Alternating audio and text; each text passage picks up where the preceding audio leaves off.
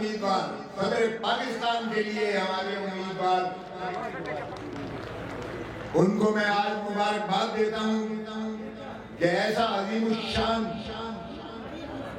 انہوں نے جلسے کا انعقاد کیا اور وہ بھی ان حالات میں جب اسٹیبلشمنٹ کی فسطائیت اپنی انتہا پر ہے اور جتنا جبر اور ظلم اور استحصال ان 3 سالوں میں اس قوم اور اس ملک کے ساتھ کیا گیا ہے اس کی شاید ہی مثال کہیں دنیا میں ملتی ہو.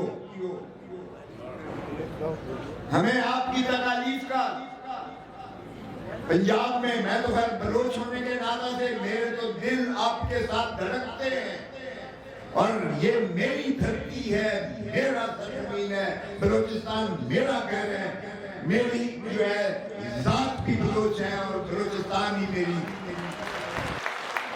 یہ آن بان شان آج جو پاکستان کی ہے وہ آپ کی وجہ سے ہے. آج آپ پاکستان بلوچستان ہے, بلوچستان کی سرزمین یہ پاکستان کا تاج ہے, پاکستان کا فخر ہے, پاکستان کا دل ہے اور ہمارے دل کی دھڑکنیں آپ کے ساتھ ہیں. لیکن جو آپ کے ساتھ کیا گیا ہے آج ہم سارے اس لیے بھی آئے ہیں اور خصوصاً عمران خان کے سب سے زیادہ معتمد محمود خان اجک نہیں ہیں. نہ صرف انہوں نے ان کو صدارتی امیدوار, پاکستان کا صدارتی امیدوار بنایا, نہ صرف اب ان کی سربراہی میں یہ قوم کو فسطائیت سے نجات دلانے کا جو ان کو بیڑا سونپا گیا ہے میں سمجھتا ہوں اس کو یہ جس دلیری سے, جس تندہی سے, جس یکسوئی سے اور جس محبت اور خلوص سے جس طرح اسے سر انجام دے رہے ہیں ہم سارے اس کے معتقد ہیں. اور انشاءاللہ یہ سیاہ بادل چھٹیں گے انشاءاللہ. جب ظلم انتہا کو پہنچتا ہے تو ظلم مٹ جاتا ہے اور اس سے زیادہ ظلم نہیں کیا جا سکتا کسی بھی عوام پر, کسی بھی قوم پر, کسی بھی ملک پر.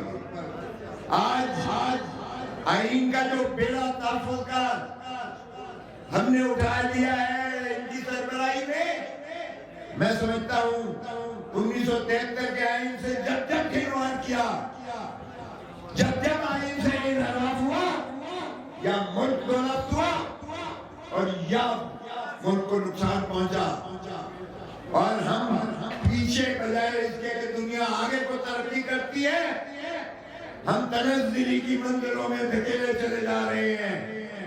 ان 3 سالوں میں ہماری آدھی سے زیادہ آبادی جو ہے بلبل کی دہلیز سے پیچھے چلی جا گئی ہے.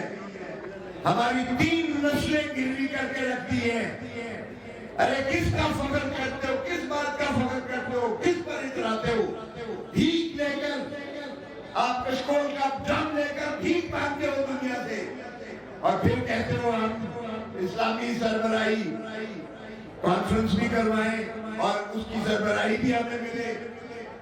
تو بین الاقوامی طور پر کبھی بھکاری کو بھی کوئی عزت کی نگاہ سے دیکھتا ہے؟ وہ آپ نے تو ہمارا فخر اور غرور ہی توڑ کے رکھ دیا بطور قوم کے اور ملک کے. اور آپ کہتے ہیں روز ہم سنتے ہیں ترانے سن کے ہمارے تو کان پک گئے ہیں, جانے کس بات کے یہ تمغے دیے جا رہے ہیں. ارے بھائی 1971 کا ذرا سانیہ تو دیکھ لو, 93,000 فوجیوں نے ارورا کے کندھوں پر سجدہ دے کر ایک ایسی عبرتناک شکست کو تسلیم کیا جس کی دنیا میں مثال نہیں ملتی ہے. مجھے نہیں سمجھ آتی ہے کاش کہ حمود الرحمان کمیشن کی رپورٹ پر عملداری کر کے ان کو چوکوں میں لٹکایا جاتا اور قوم ان سے حساب لیتی کہ یہ آدھا ملک جو آپ نے توڑ دیا ہے وہ اس کا کوئی ذمہ دار ہے کہ نہیں ہے. جو قومیں اپنا ماضی فراموش کر دیتی ہیں ان کو کوئی ذمہ رہنے کا حق نہیں ہے. اور ہم کیوں نہیں حساب لیتے ان سے؟ وہ بھائی بتائیں تو صحیح کہ وہ ٹائیگر جو کہتا تھا اور کہتا تھا کہ I want the soil of Bengal minus the Bengalis، اور جو بنگالیوں کو کہتا تھا کہ ہم ان کو غرق کر دیں گے اوشن میں، اس کو جو ہے بحیرہ میں پھینک دیں گے، وہ کدھر گیا؟ اور وہ فخر جو کرتے تھے کہ ہم بہت بڑی طاقت ہے اور دنیا کی 5ویں بڑی اور 6ویں بڑی ہے اور پتہ نہیں کیا کیا ہے، وہ کس چیز کا اتراتے ہیں بھائی؟ حساب تو دیکھو، آپ کا ایک بندہ جو ہے کسی کے گھر کا کوئی قبضہ کر لے تو آپ مرنے مارنے پر ہی نہیں آتے، آپ سپریم کورٹ تک جاتے ہو اس کی نالش لے کر اور واپس لیتے ہو۔ یہاں تو عجیب ہی سلسلہ ہے۔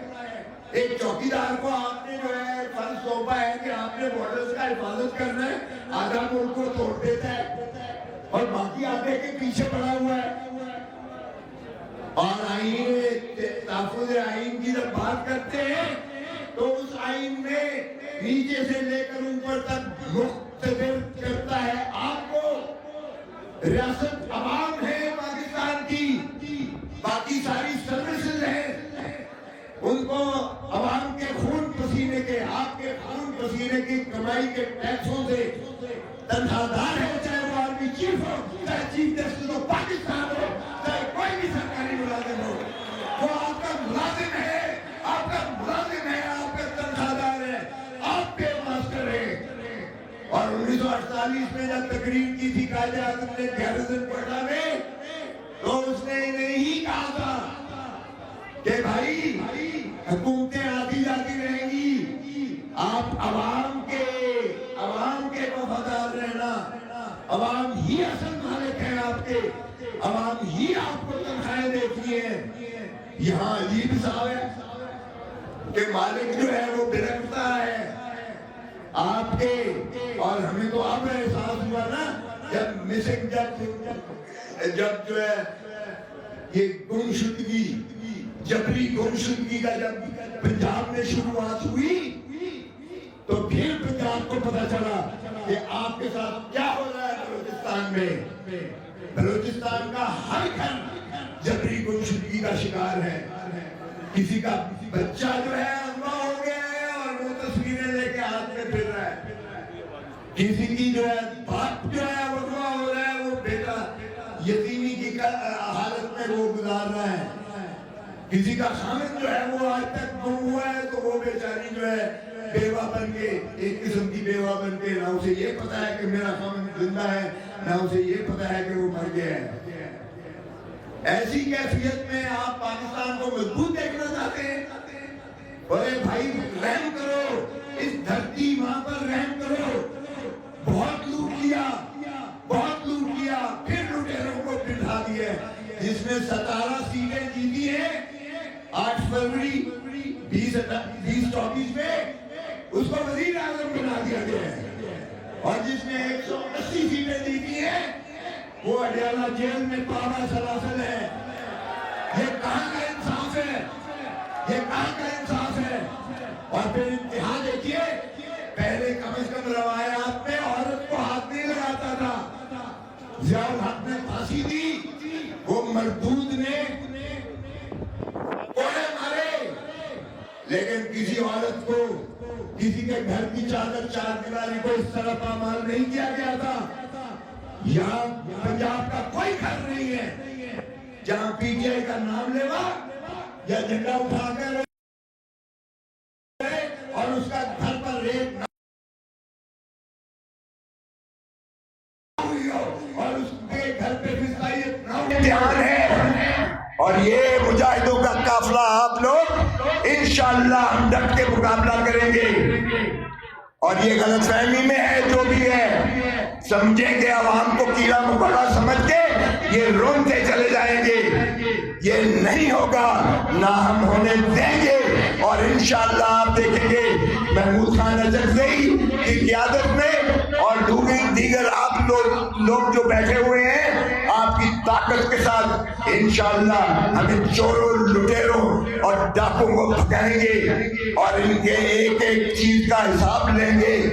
یہ غلط فہمی میں ہے، اگر یہ سمجھتے ہیں کہ یہ اس بھی چیز پر یہ جو ہے قابو پا کر ہمیں غلام رکھیں گے.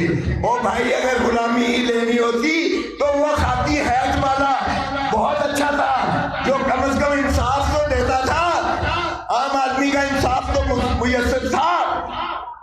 تو پھر خاطی بڑھتی کی غلامی میں ہمیں جو وہ خاطی حیض والا بہت اچھا تھا جو کم از کم انصاف تو دیتا تھا, عام آدمی کا انصاف تو میسر تھا. تو پھر خاطی بڑھتی کی غلامی میں ہمیں جانے کی کوئی ضرورت نہیں ہے. اور یہ دیکھیے اس ملک کے 77 سالہ جو تاریخ ہے اس میں مذاق کیا ہو رہا ہے ہمارے ساتھ. کیا ہمیں آزادی ملی؟ کیا وہ علامہ اقبال کا خواب جو تھا جس میں اس نے کہا, اور آپ کو دیکھیں کس طرح سے اس نے جگایا, تو شاہی ہے پرواز ہے کام تیرا, تیرے سامنے آسمان اور بھی ہے, اسی روز و شب میں الجھ کر نہ رہ جا کہ تیرے زمان اور بھی ہیں.